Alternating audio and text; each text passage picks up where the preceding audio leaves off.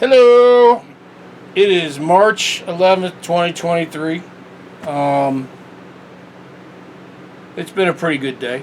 I started going through the house and picking out some stuff that was just never going to get used, and I tossed it.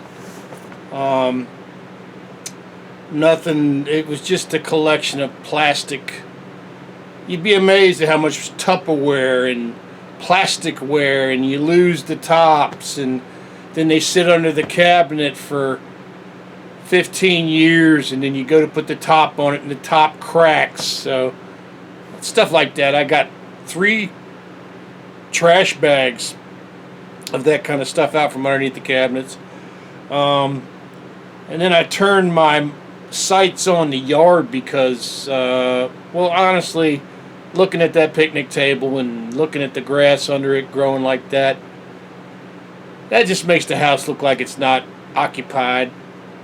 And that's never how I wanted our house to look. And so I went out and got the 22-year-old, I got a 22-year-old Murray mower. I think it's 22 years old, I'm pretty sure, at least 20 years old. And it's a Briggs & Stratton powered mower. And one thing you might not know about Briggs & Stratton mowers is all these single cylinder mowers, they have a compression release. And what it is when it gets to the very top of the stroke, it opens a valve so that it'll spin easier for the starter. And they fail. That compression release fails. And when it fails, it becomes a real problem to start the mower. Well, on YouTube, there's this guy that showed me, and showed everybody, not just me, how to sort of defeat that. And what you do is you take the air filter off, and you put like a piece of plastic over it, over the where the air filter goes, and then you crank the mower up. And for some reason, what it does, it doesn't let the air in, I think. So it kind of lets the cylinder not build as much compression, and so the thing can start. So I pulled the mower out and I checked the battery cables, and of course the positive cable was completely covered in corrosion. I'm like going, derp. So I pulled it off and I cleaned off the battery terminal and I put it back on, and of course the battery was dead as a stone. So I put the charger on it, and it took about 2 hours, but I went out there and tried it, and of course it acted like it wanted to spin over, but it wasn't enough charge, so I put it on for another, I think, 45 minutes. And I finally got the thing to crank up and got around this yard and cut the grass. I even cut my next door neighbor's yard that new people own now. That they're nice people, but they live up in West Virginia. And I'm so used to cutting Steve and Dottie's yard for them during the summertime when Steve got so sick he couldn't cut it. And I was so used to cutting that grass, I said, you know what, I'm just going to go ahead and I'll cut it a couple of more times. So I got that cut. That yard, my yard looks good, their yard looks good. And I took the push mower out. Got this, I think it's a Toro, like the cheapest Toro mower that Lowe's sells. And they had a mower come back that had been bought and then repaired. And I bought it for like $100. And it ran. It ran pretty good. And then I had to spend another $100 on it at the mower shop to get it working. But since then, it's been tight and right, man. I pulled that mower out. I've had that thing for like 8 years now. I pulled that thing out, cranked it, pulled it one time, and it started up. And I trimmed the yard. Got the yard looking pretty good, because a house with a fresh cut yard looks like somebody cares about it, you know. And I got that done, and came in here and did a little bit more cleaning up and stuff, and then I came in here and watched this SpaceX thing, and I've been following them. I hadn't realized.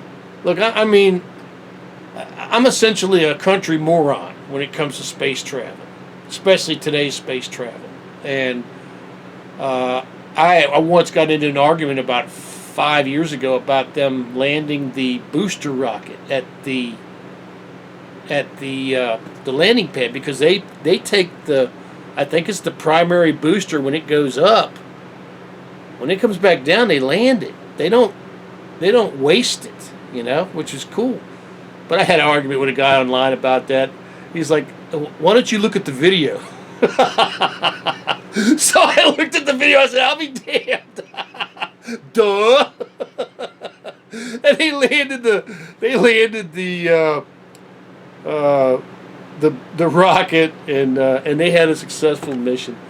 But one thing I want to say about SpaceX and about NASA and about space travel is, we look at the fantasy land of digital movies and we take for granted how damn dangerous this stuff is.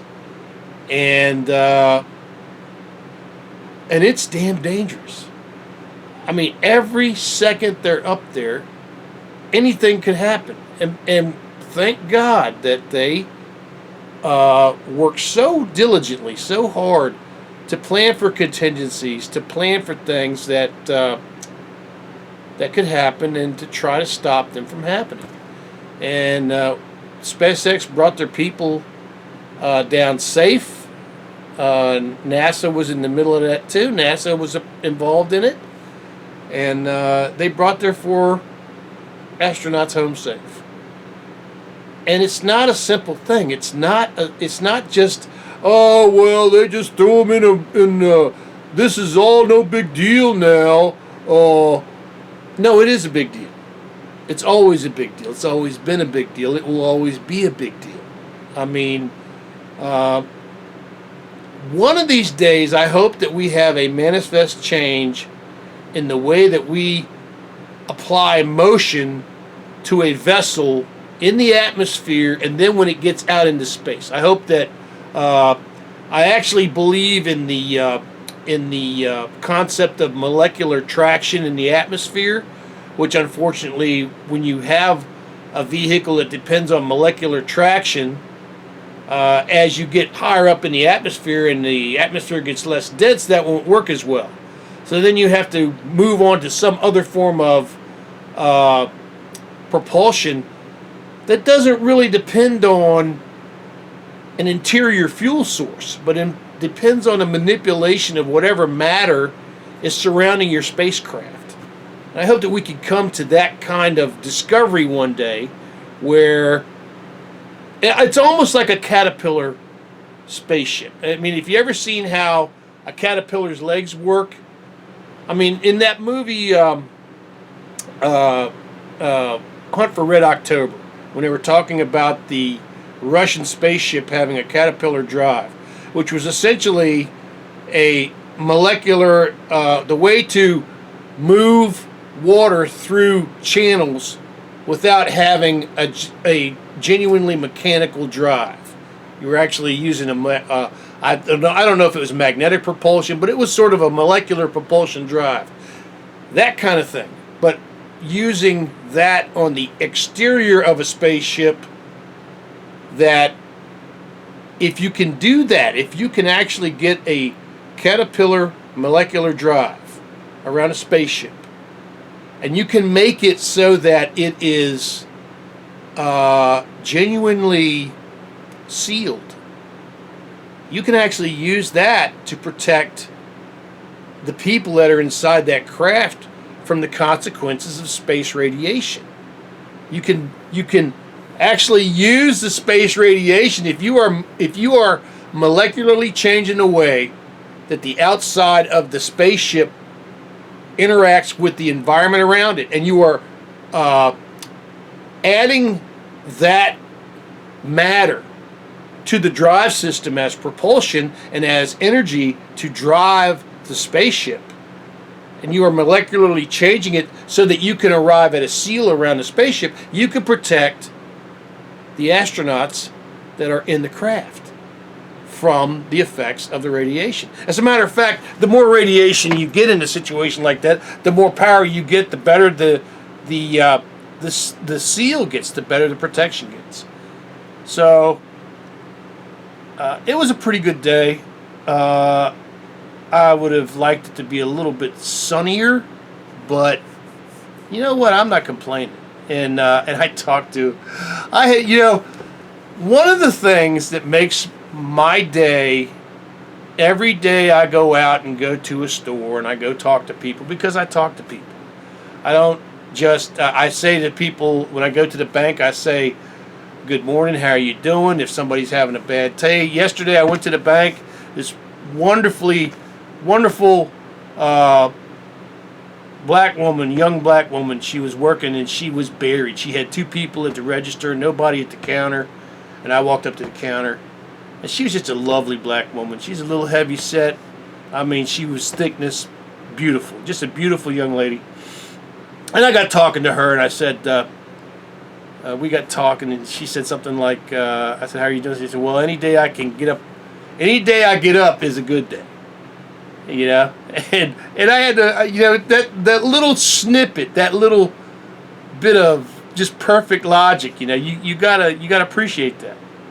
And I wished her a better day. I said, I hope you have a less hectic day. She smiled because she realized that I knew. And I stood there and waited for I want to say, God, who knows, 4 minutes. Ooh, big deal. I had to wait 4 minutes because she was dealing with two people in the drive-through, and she actually got the first bucket in the wrong tube, and she had to ask the customer to send it back, and she put that tube back in the other tube, and then she sent them out. But she was trying as hard as she could to get to me to help me.